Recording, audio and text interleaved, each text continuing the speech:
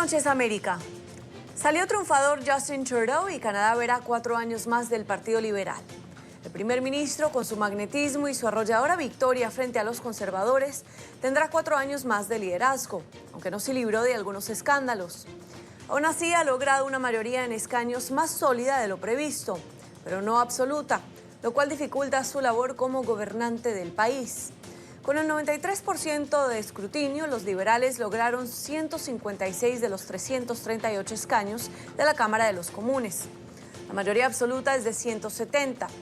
Los conservadores han quedado en 121 escaños, dejando al primer ministro sin 28 escaños que tenía en el 2015. Si bien la circulación en plena campaña de las viejas fotos de Trudeau, disfrazado de una cara pintada de negro, algo considerado racista en Norteamérica, lograron empañar un poco su campaña, pues no lograron detenerlo.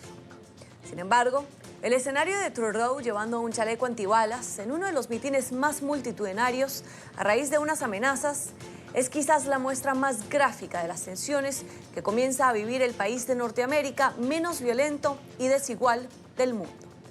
Son las 8 en Bogotá, Lima y Quito, las 9 en la costa este de Estados Unidos y las 10 en Buenos Aires y Santiago de Chile. Les saluda Emiliana Molina hoy en sustitución de Gustavo Legret y esto es Cuestión de Poder. Bienvenidos. Hoy en el programa, avanza investigación con miras a eventual impeachment a Donald Trump. ¿Qué diferencia este proceso de otros llevados a cabo en el Congreso estadounidense? Protestas masivas y denuncias de fraude en proceso electoral. ¿Qué futuro le espera a Bolivia?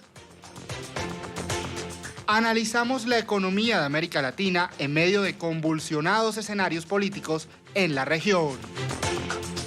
Victory is winning for our country. Hoy comienza un cambio de régimen político. Desde nuestros estudios en Washington, la opinión, el análisis y las voces que nos ayudan a comprender nuestro mundo. Es cuestión de querer, es cuestión de poder.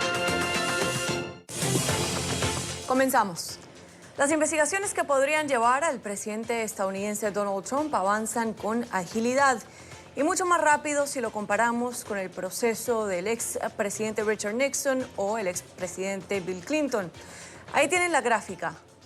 Las investigaciones en contra de Nixon iniciaron 599 días después de obtenerse la información que lo llevaría a dimitir para evitar ser destituido en el Senado. El famoso Watergate. Las investigaciones contra Bill Clinton, por ejemplo, iniciaron después de 260 días, mientras que las de Trump iniciaron a los 11 días de conocerse la polémica llamada con su homólogo ucraniano que desató todo este juicio político y las investigaciones. Y alerta en Bolivia, protestas masivas y denuncias de fraude en ese país. Tras casi un día de estar paralizado el conteo rápido de las elecciones de este domingo, se reactivó a última hora de la tarde del lunes, reflejando una amplia ventaja del presidente Evo Morales, que estaría a punto de evitar una segunda vuelta con su contrincante, el exmandatario Carlos Mesa. En Bolivia, un candidato se proclama presidente si gana la elección con el 50% más 1 del respaldo o si el primero pasa la barrera del 40% y tiene 10 puntos de diferencia respecto al segundo. Para analizar este tema nos acompaña Martín Mendoza Botelo. Él es profesor asociado del Departamento de Ciencias Políticas, Filosofía y Geografía de la Universidad de Connecticut. Martín, bienvenido. Muchísimas gracias por acompañarnos. Cuéntenos, los resultados nos llevan a ver una situación inédita en un país que no había visto una segunda vuelta en los últimos 37 años. ¿A qué se debe la actual situación en Bolivia? Buenas noches, gracias por la entrevista. Y sí, para ir directo a responder a tu pregunta, es una pregunta bastante simple y compleja al mismo tiempo, ¿no? Por un lado es bastante simple en el sentido de que cada carrera electoral tiene sus características específicas. En este caso, estamos hablando de 2 candidatos, Evo Morales y Carlos Mesa, expresidente también de Bolivia, hace varios años. Y el tema de estos dos candidatos decía simple porque, claro, cuando uno ve las variables, lo que importa a los votantes es cómo está la economía, cómo está el tema del laboral, etcétera. Y Bolivia ha estado más o menos de manera estable comparado a otros países. Es claro que hay una crisis económica que está creciendo. Entonces, por un lado, los votantes están un poco preocupados por ese lado. Han habido unos efectos adicionales, como ustedes saben, los incendios en la parte amazónica, específicamente en Bolivia, en la zona de la Chiquitanía, han afectado un poco la percepción popular de Evo como líder en cuanto a la respuesta de gobierno. Pero esas son cosas mucho más contextuales de momento. Lo que es estructural más fuerte se trata un poco de una caída que ha sido ya paulatina no solamente de Morales, sino de su partido, el Movimiento Socialista, como fuerza política. Y eso se debe a varias razones, ¿no? Por eso te decía, es un poco compleja en ese sentido, pero ya esa caída va en parte un poco a las pugnas internas que tiene el MAS como partido. Es un partido de coalición que ha crecido como movimientos sociales, que ha crecido como una fuerza de opción política para muchos grupos que no estaban articulados en una estructura política, ¿no? Entonces el MAS ha servido un poco como un paraguas. Y ese paraguas ya ha dejado de cubrir a todos, ¿no? Entonces ya esa fragmentación interna un poco refleja esto, ¿no? Y hay detalles mucho más específicos, pero como te decía, hay dos, ¿no? Hay un elemento de esta elección como tal específico y hay un tema estructural ya que va de mucho tiempo del MAS. Martín Mendoza Botelo, profesor asociado del Departamento de Ciencias Políticas, Filosofía, Geografía de la Universidad de Connecticut. Muchísimas gracias por acompañarnos. Igualmente, mucho gusto y para servirlos cuando quieran. Y pasamos de inmediato a una noticia en positivo porque el ex corredor de la NFL, DeAngelo Williams, pagó más de 500 mamografías para mujeres porque para él el problema es personal. Creó la fundación DeAngelo Williams en honor a su madre, Sandra Hill, quien murió de cáncer de mama en 2006. Las 4 hermanas de ella murieron por la misma enfermedad, todo antes de los 50 años de edad. Originalmente eligió pagar 53 mamografías porque su madre murió a los 53 años, pero llamó el proyecto 53 Strong for Sandra, justo bajo el nombre de su madre. Desde entonces han pagado 500 exámenes de mamografía para mujeres con seguro insuficiente en 4 estados, como Carolina del Norte, Pensilvania, Tennessee y Arkansas, todos los estados en los que tiene lazos de fútbol. La fundación espera organizar un evento también de mamografía gratuito en los 50 estados de Estados Unidos. Con esta noticia en positivo, vamos a una breve pausa y después continuamos con más de Cuestión de Poder. Muchísimas gracias por continuar con nosotros aquí en esta edición de Cuestión de Poder. Vamos a hablar ahora un poco de políticas en temas monetarios a nivel global, porque recientemente culminaron las reuniones del Fondo Monetario Internacional, donde hubo importantes reuniones y valoraron la situación económica no solo entre Estados Unidos y China con la guerra comercial, sino también el impacto que este está teniendo en el mundo, en Latinoamérica y por supuesto en otros países, por ejemplo del Medio Oriente o Alemania. Para hablar de este tema y analizarlo más a fondo nos acompaña a esta hora Isaac Cohen. Él es economista y exdirector de la Comisión Económica de Organización de Naciones Unidas para América Latina y CEPAL. Bienvenido, Isaac. Gracias, Emi. Bueno, hablábamos hace poquito, antes de que iniciáramos a grabar, ¿no?, del impacto económico que está teniendo esta guerra comercial entre Estados Unidos y China y cómo valorábamos las reuniones del Fondo Monetario Internacional. De hecho, me diste una cifra interesante porque en ruedas de prensa primero de la jefa de investigaciones del Fondo Monetario y también de la nueva jefa del Fondo Monetario Internacional, Kristalina Georgieva, dijo que esperamos para el 2019 un crecimiento más lento de casi el 90% en el mundo. Y usaste una terminología bastante interesante que explica muy bien la situación económica a nivel global, que es una desaceleración sincronizada. ¿Nos amplías un poco sobre el tema?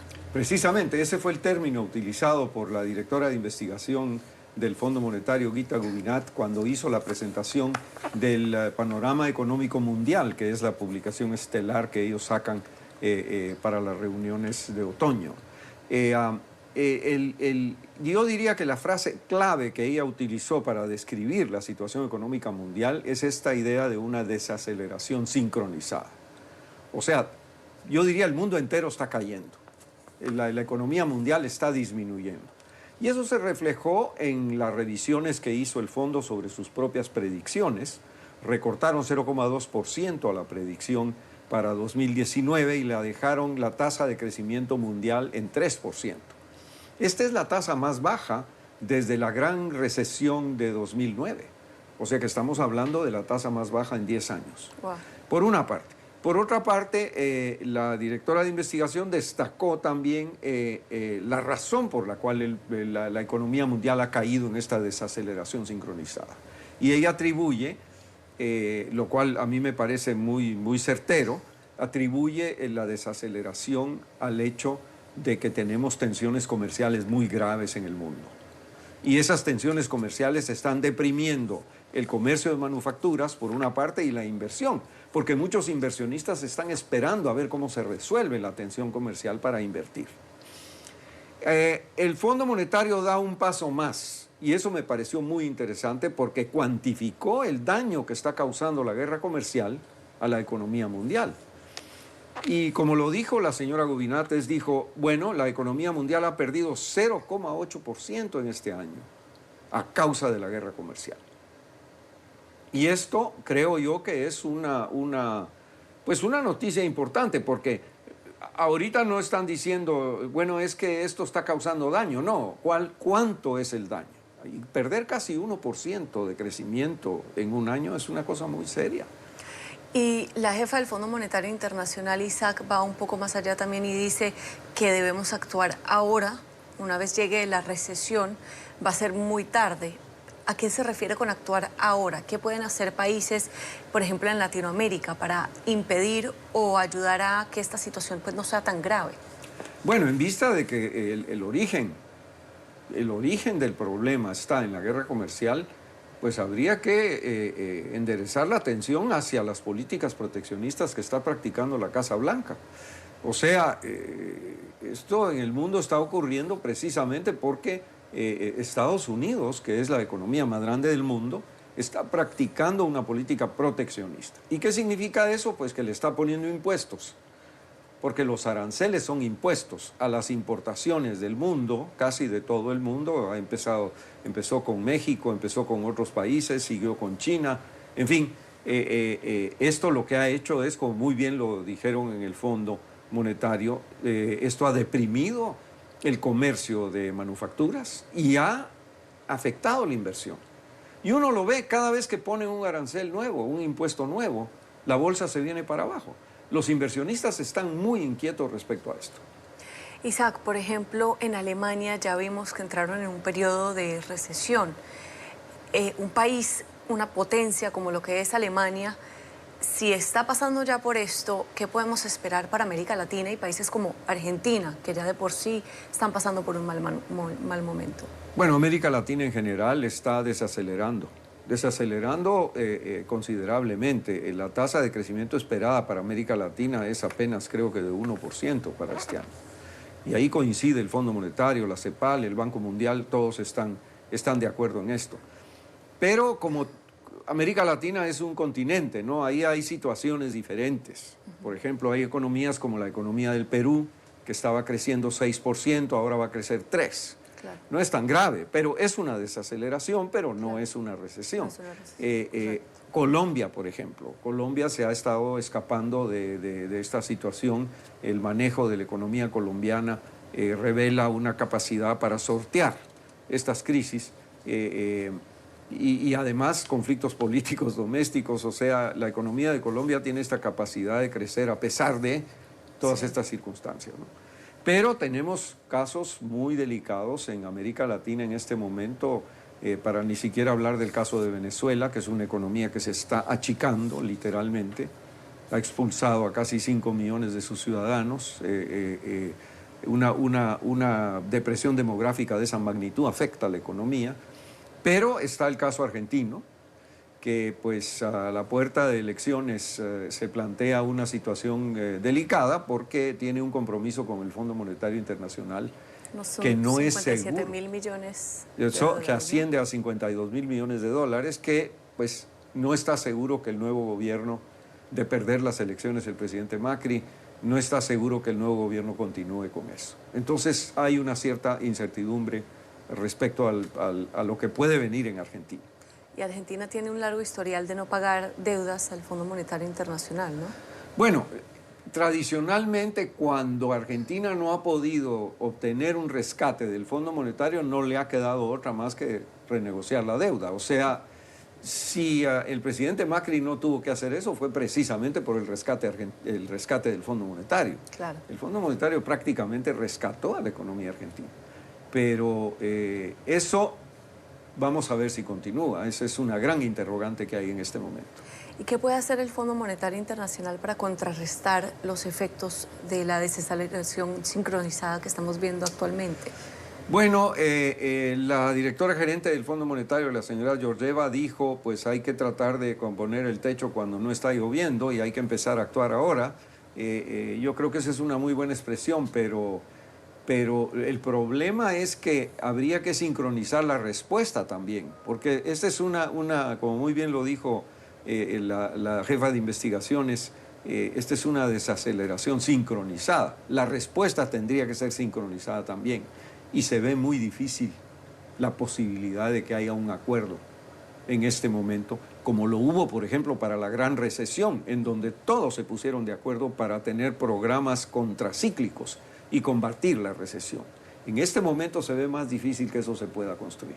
O sea, con la situación que estamos viendo en Argentina, en Ecuador, en Venezuela, en Bolivia, por ejemplo, creemos que va a tener que llegar el punto donde veamos una recesión en 2020 o 2021 para que todos estos países logren sacar adelante a la población nuevamente.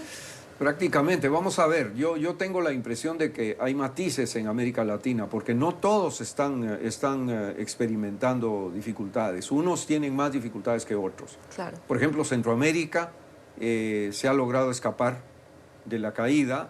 México mantiene una estabilidad importante.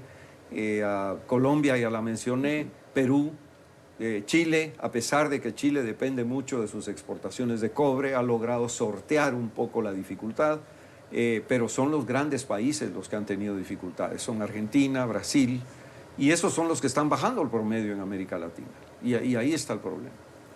¿Y cómo vemos este fin de semana las elecciones en Argentina? Como ya bien lo mencionabas, si llega a perder Macri, pues veremos probablemente dificultades en la relación del peronismo y pues el Fondo Monetario Internacional. Pero a futuro, ¿qué le dice eso a los argentinos? Porque muchos ya están comenzando a migrar a otros países. Bueno, la dificultad siempre es, termina afectando al bolsillo de las personas, ¿no? Y las personas tienen que protegerse de alguna manera. Entonces, lo que hacen es tratar de ahorrar en dólares para evitar, digamos, los riesgos de una devaluación de su propia moneda. Eso lo estamos viendo. Pero yo diría que, dependiendo del resultado de las elecciones, por supuesto, y yo no me atrevo a hacer pronósticos en ese sentido, pero si llegara a perder el presidente Macri, viene una renegociación con el Fondo Monetario, seguro. Sí. Y vamos a ver, porque el peronismo tradicionalmente no se ha entendido bien con el Fondo Monetario. Y vamos a pasar a Ecuador también, Isaac, porque tras el esfuerzo de Lenín Moreno de implementar retirar estos subsidios al combustible, pues vimos cómo estallaron las manifestaciones y le tocó retractarse un poco de consejos que le había dado el mismo Fondo Monetario Internacional y que se habían basado en un informe del Banco Interamericano de Desarrollo. ¿Cómo vemos la situación en Ecuador en particular? ¿Hay marcha atrás? Bueno, efectivamente hay marcha atrás, porque especialmente los subsidios a la gasolina que se habían eliminado, ahora parece ser que los van a volver a poner, y que era el principal argumento que tuvieron especialmente las comunidades indígenas para hacer estas manifestaciones que fueron impresionantes en su magnitud.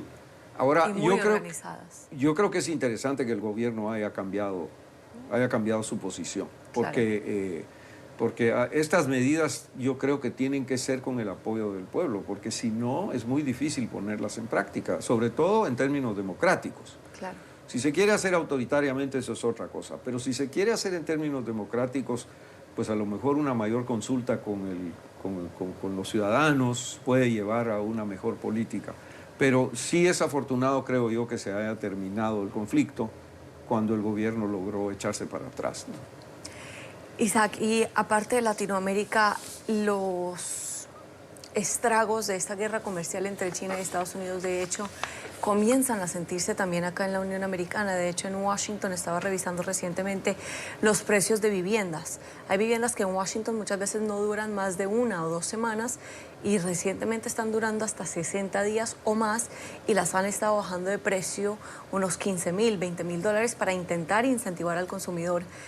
¿Qué podemos esperar en Estados Unidos? ¿Estamos preparados para otra recesión, sobre todo bajo esta administración? Bueno, yo diría que nunca estamos bien preparados para afrontar una recesión, pero la verdad es que el mercado de vivienda particularmente es un mercado que toma mucho tiempo en recuperarse. Y estamos viendo todavía los efectos de la crisis de 2009. En general toma como entre 8 y 10 años la recuperación del mercado de vivienda. Y es que aquí los precios de la vivienda se vinieron para abajo. Claro. Y esa recuperación ha sido muy lenta. Pero estamos viendo el impacto de la situación comercial sobre, por ejemplo, el consumo. Estamos viendo el encarecimiento de algunos productos. Las personas están descubriendo, por ejemplo, los útiles escolares subieron de precio ahora que los niños tuvieron que regresar a la escuela. Hay mucha ansiedad respecto a los precios ahora con motivo de la festividad navideña. Vamos a ver, pero se empieza a sentir un poco el impacto. El otro problema que hay en Estados Unidos es que la reactivación económica no ha beneficiado directamente a los trabajadores porque los salarios no han aumentado en la misma proporción que ha crecido la economía. Entonces estamos viendo huelgas, por ejemplo, huelga de los maestros en Chicago, han habido otras huelgas, empieza a haber un descontento entre los trabajadores porque ven que esta reactivación económica no se llega a reflejar en sus cheques. Claro. Entonces yo creo que es muy legítima la preocupación de los trabajadores de ver, a pesar de que el desempleo está muy bajo, de ver que sus ingresos no están aumentando. Claro. ¿Y qué podríamos esperar si sí llega a ocurrir una desaceleración aquí en la Unión Americana de parte de, bueno, los consumidores? Uno, por ejemplo, ¿dónde veremos que estos van a comenzar a cuidar más sus bolsillos primero? Bueno, donde aprieta más, diría yo, el zapato es en la parte del crédito, en la parte de la deuda, ¿no? O sea, la deuda de tarjetas, la deuda de hipotecas, la deuda de automóviles, sobre todo si esas hipotecas están transadas a tipos variables. Sí. Porque lo que puede pasar es que las tasas de interés se vayan para arriba y eso significa que hay que pagar más. De manera que hay que cuidar mucho en este momento el balance de la tarjeta. Yo diría que ese es uno de los consejos claves. Tratar de obtener... Y que estén claros que es la tarjeta de crédito, no la de débito, ¿no? Efectivamente, la tarjeta de crédito. Tienes razón, pero el asunto está en que, vamos a ver, porque en Estados Unidos en este momento la economía está fuerte. Claro. Está creciendo, el desempleo está bajo, Sí. está en 3,7%, la tasa más baja de los últimos 50 años, no cabe duda. La opinión es de que si en noviembre del año entrante la economía está así, el presidente Trump va a ser reelecto. En fin, hay una visión positiva respecto a la economía, pero están principiando a haber dificultades. Claro. Y el problema es que el Banco Central tiene la tasa de interés muy baja. Entonces, si viniera una recesión, ya como que no la puede bajar más. Claro. Y entonces las manos del Banco Central están un poco amarradas en este sentido. Pero vamos a ver, porque el golpe no se ve venir todavía, Claro. Aunque empiezan a haber indicios de dificultad. Bueno, vamos a dejarlo ahí. Isaac, siempre un placer tenerte en el programa. Para mí también, muchas gracias. Vamos a una pausa y después continuamos con más de Cuestión de Poder. Muchísimas gracias por continuar con nosotros en esta edición de Cuestión de Poder. Es tiempo para el debate. Vamos a hablar sobre los avances en este juicio político y los testimonios que continúan llevándose a cabo a puerta cerrada, un poco de la economía estadounidense y, por supuesto, Puerto Rico, que después de 2 años aún no reciben la total suma de ayuda monetaria que necesitan para continuar saliendo adelante. Para analizar estos temas nos acompañan a mi derecha Francisco Semiayo. Él es analista conservador y también investigador del Instituto Gold. Francisco, bienvenido. Muchas gracias. Y a mi izquierda me acompaña Diego Sánchez, analista demócrata. Gracias por la oportunidad. Claro que sí. Bueno, iniciamos entonces, Francisco, por este lado. El día de hoy testificó William Taylor ante la Cámara de Representantes a puerta cerrada. Él es el enviado especial de Estados Unidos a Ucrania, un alto diplomático en el Departamento de Estado y una de las personas involucradas en los mensajes de texto entre los diplomáticos que estaban intentando coordinar, uno, la visita del presidente ucraniano a Washington a cambio, supuestamente, de una investigación del líder ucraniano a el contrincante, el mandatario estadounidense Donald Trump, Joe Biden, y su hijo Hunter Biden por negocios en Ucrania. Francisco, ¿qué opinamos de lo que se sabe hasta el momento del testimonio de Taylor?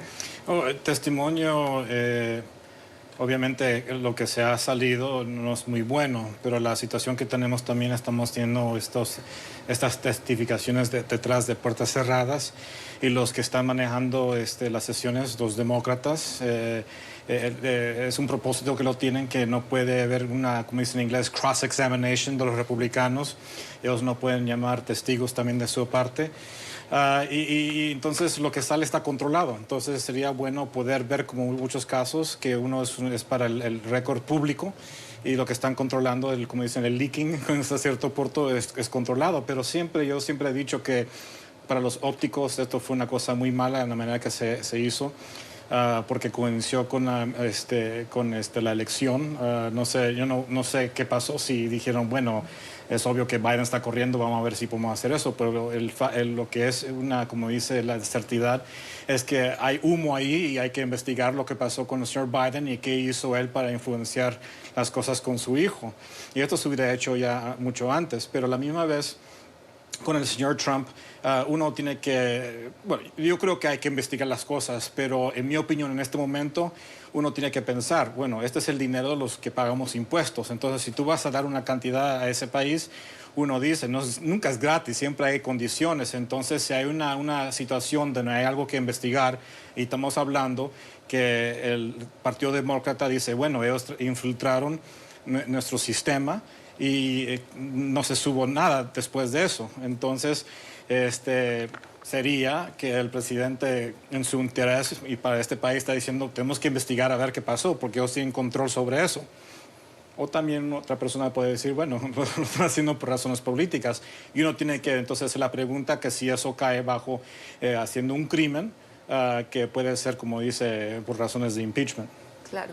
Diego, y por este lado, ¿estás de acuerdo o no que se lleve a cabo estas investigaciones iniciales a puerta cerrada? ¿Y qué opinas del testimonio de William Barr hasta ahora y lo que se sabe, que se ha filtrado? Bueno, varias cosas. Esta narrativa que los republicanos han estado impulsando de que el proceso no ha sido transparente me parece muy cómico, cuando esta es la administración menos transparente que ha habido en la historia de los Estados Unidos. Y desde la investigación de Mueller hemos visto que la administración simplemente no va a cooperar con ninguna investigación y con ningún llamado por documento, primero. Y segundo, las declaraciones del ex embajador Taylor lo que hace es confirmar el abuso de poder que ha cometido este presidente. Y no solamente el presidente invitó a la interferencia de Rusia a su favor en las elecciones del 2016, pero también hace un llamado a que China intervenga en nuestras elecciones, en nuestro proceso democrático. Y ya vemos evidencia de que él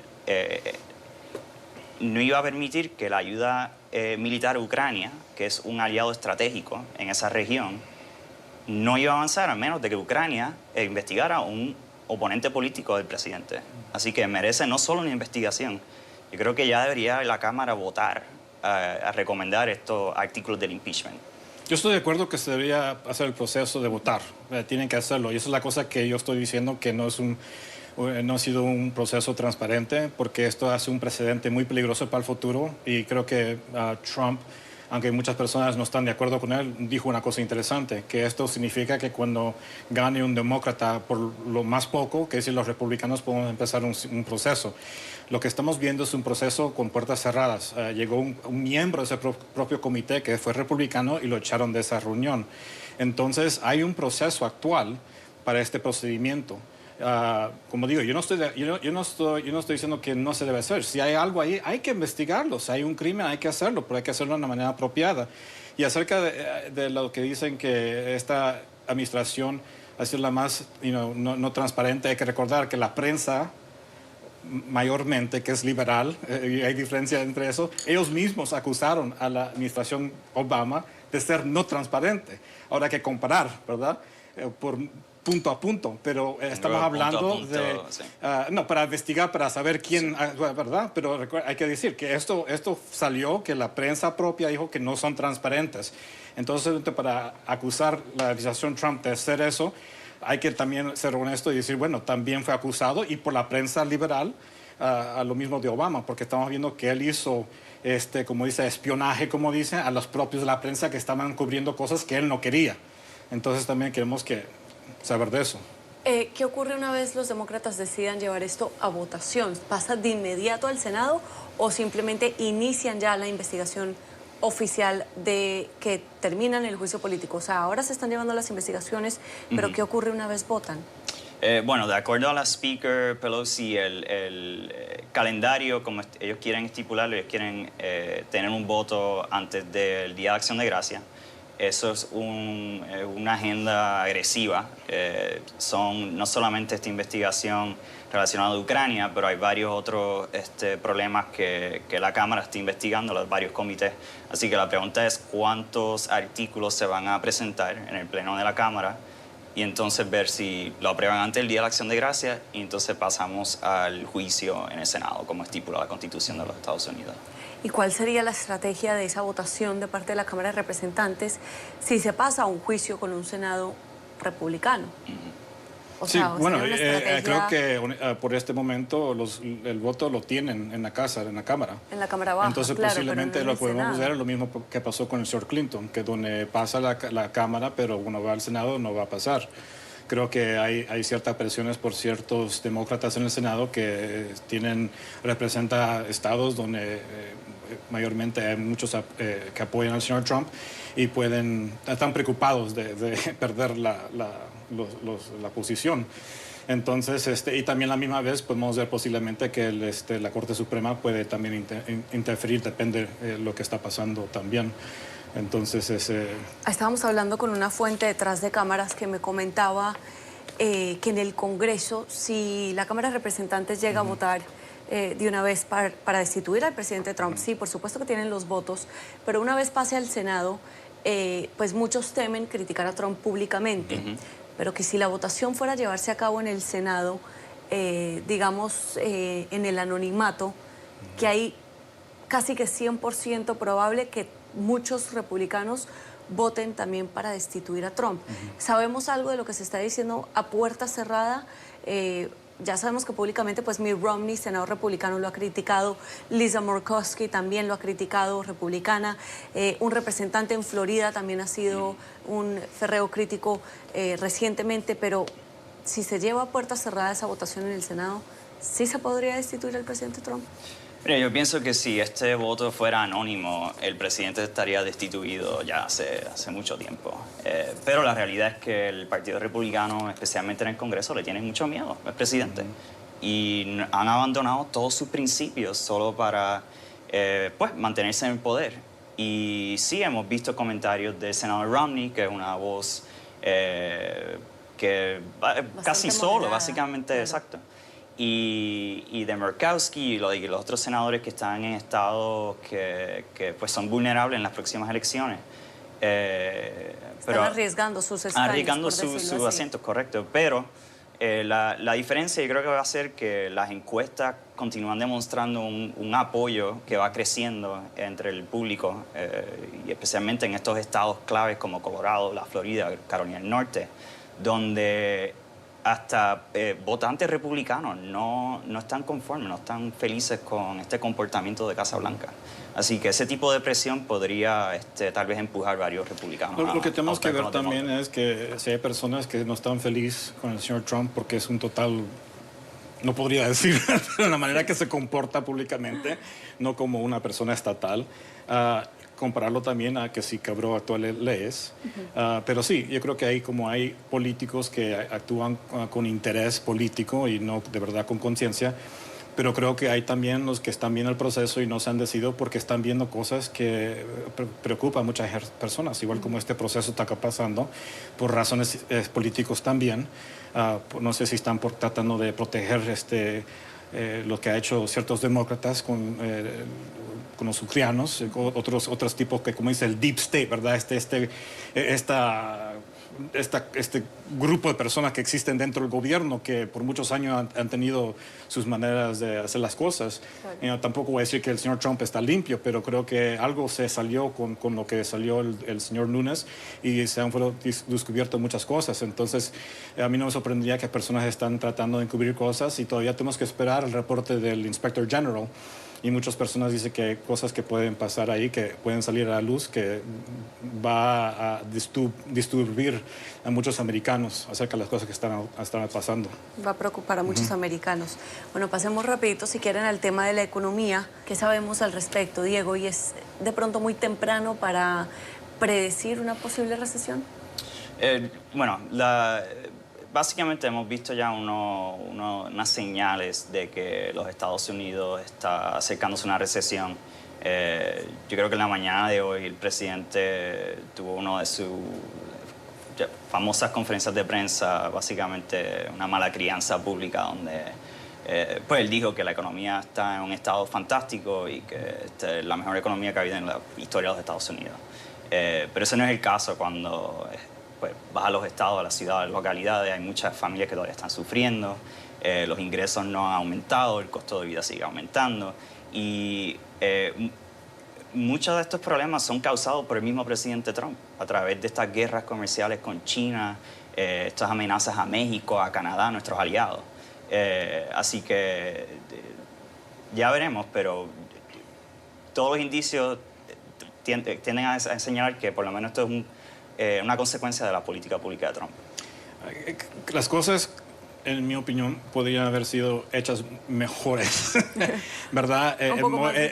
Con más diplomacia, pero hay que recordar que la razón es que el señor Trump ha tenido acciones contra otros países que los americanos hemos estado perdiendo billones de dólares con estos países, con el comercio.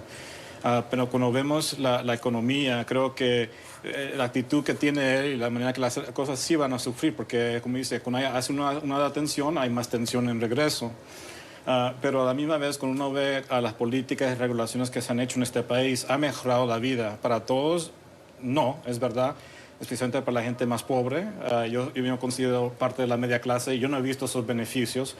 Pero vamos a ver lo que dice la agencia como dice, que hacen las estadísticas para el gobierno. Sí. Y como una persona que hace estadísticas, para lo que yo hago, lo analítico, las estadísticas no mienten. Entonces, claro, lo que ha dicho es que para la clase medio ha habido un ingreso de $4,000 a $5,000. Ahora, si eso es bueno, para muchos dicen no, otros dicen que sí. Pero en esta economía también hay que ver que eso, después uno ve cuánto cae eso mensualmente, después los impuestos, entonces claro, no queda mucho. Pero sí, la verdad es que uno compara eso con Obama. Creo que hubo un promedio entre 1.500 a 2.000 por año durante los 8 años, comparado a esto que es 4 o 5.000. Y durante los años de Bush, que fue un triste $500 durante esos años. Entonces, como dice, para ciertas personas han visto la mejoría. Obviamente, para la gente que tiene mejores ingresos han visto, obviamente, una gran mejoría. Pero claro, si uno depende de la filosofía económica que la persona cree, que dice, bueno, como dice el trickle down, claro, si estas personas aquí tienen más, entonces hay oportunidades. Pero lo que hemos sí visto, por lo menos, es que nunca en la historia hemos tenido la cantidad de latinos y afroamericanos trabajando sí, que comparado desempleados. Pero de nuevo, para mí me importa en lo que yo trabajo es la clase menor y todavía hay mucho sufrimiento en esa área. Incluyéndonos a nosotros tres entre los latinos empleados. Bueno, ¿no? Los impuestos me están matando. A mí también, especialmente en Washington. Exacto. Bueno, y vamos a cambiar ahora rapidito a Puerto Rico, porque ya son 2 años desde que el huracán Irma y María azotaron la isla del Encanto y de hecho recientemente, bueno, aún no logra recuperarse al 100% Puerto Rico y recientemente oficiales del Departamento de Viviendas y Desarrollo Urbano gobierno admitieron en una audiencia ante el Congreso que hicieron caso omiso a una fecha límite para entregarle miles de millones de dólares a Puerto Rico en ayuda para recuperarse del huracán María. Dicen que lo hicieron porque no confían en la Agencia de Vivienda de Puerto Rico para que maneje esos recursos. Tienen razón por la corrupción que hemos visto en Puerto Rico y pues entonces, ¿qué ocurre en ese caso si hay ayuda disponible para que la isla salga adelante, pero no se le entrega porque no tienen las instituciones o los recursos para manejarla? Puerto Rico es parte de los Estados Unidos, sencillo. Y en esas mismas declaraciones se demostró que en todos los pedidos en las otras jurisdicciones americanas, siendo estados, Puerto Rico no es un estado de los Estados Unidos, todos esos pedidos se llevaron a cabo sin problema. Nadie dudó la capacidad de esos oficiales en los estados. La administración de Trump ha hecho lo que ha hecho con Puerto Rico porque puede hacerlo. Puerto Rico no tiene voz ni voto, no tiene representación en el Congreso y no puede hacer nada. Claro. Así que esto es un resultado directo de la falta de representación, de Puerto Rico. Y también hay un problema aquí serio donde hace 2 años otros huracanes azotaron a Texas y al estado de la Florida y ellos recibieron toda la ayuda incondicional de la administración de Trump. Sin embargo, Puerto Rico, una población 99% de latinos, no vio ese mismo apoyo. Claro. Así que...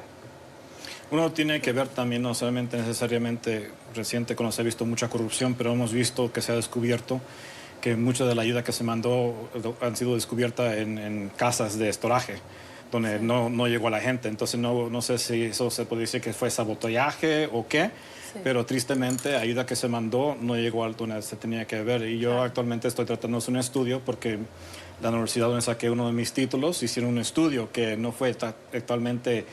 No sé si me acuerdo si fueron 100 personas que murieron, pero dicen que no, actualmente 5,000 murieron. Pero como una persona en salud pública y yo sé las estadísticas, uno ve y las causas, uno tiene que ver mucho más de eso. Tristemente murieron muchas personas por falta de acción en muchas maneras, pero uno tiene que ver la infraestructura que existía, que no se manejó ahí en Puerto Rico. Comparado a las personas que estaban en el lado de los Estados Unidos y estaban limitados lo que podían hacer, pero para una persona como yo diría, bueno, usar eso como excusa para entonces limpiarse las manos no es suficiente para mí. Uno dice, bueno, no existen esas infraestructuras, sabemos que hay corrupción, tenemos que decir, no, ustedes no van a recibir dinero, nosotros vamos a hacer esto, porque es importante, claro. O si no tenemos otra situación, igual como tenemos en México, El Salvador, Nicaragua, porque la gente está tratando de venir acá y hay personas que dicen, no, esto es una miseria, esto no ha recobrado y tenemos que entrar a los Estados Unidos de cualquier manera posible. Claro. Entonces, ¿por qué no ser proactivo y decir, bueno, esto hay que hacer? El problema es también que tenemos unas cosas que yo critico. La gente que son apuntadas o nombradas a posiciones para manejar el gobierno, que no tienen experiencia para nada en hacer esas cosas. Claro. Y también la infraestructura que existe dentro del gobierno, personas que han estado ahí para siempre y saben que tienen este trabajo, aunque que no hagan las cosas como deben hacerlo. Claro. Y están tranquilas, entonces no tienen no son proactivos. Y también tenemos el problema que uno dice, bueno, vamos al sector privado, pero vemos que las personas que estaban en el sector que contrataron no tenían la experiencia apropiada. Claro. Entonces es una situación muy fuerte, pero tristemente la realidad es que algo se tiene que hacer porque hay sufrimiento, está en nuestra puerta, son como un estado, pero hay que hacer algo. Claro, estamos de acuerdo. Bueno, vamos a dejarlo ahí, vamos ya a una pausa. Gracias a ambos por acompañarnos. Un placer. Gracias, un placer. Hay que hacer algo con Puerto Rico, el mensaje de estos analistas, un analista conservador y uno demócrata. Con el final de este debate vamos a una pausa y después continuamos con más de Cuestión de Poder. Muchísimas gracias por acompañarnos esta noche. Espero que hayan disfrutado este programa tanto como nosotros disfrutamos hacerlo. Nuestro equipo técnico cuenta con nuestra productora Melissa Huayca, nuestro director técnico Mario González, también Henry Guevara y Marco Grande y por supuesto nuestro editor Anderson Simaca. Que tengan muy buenas noches y hasta la próxima.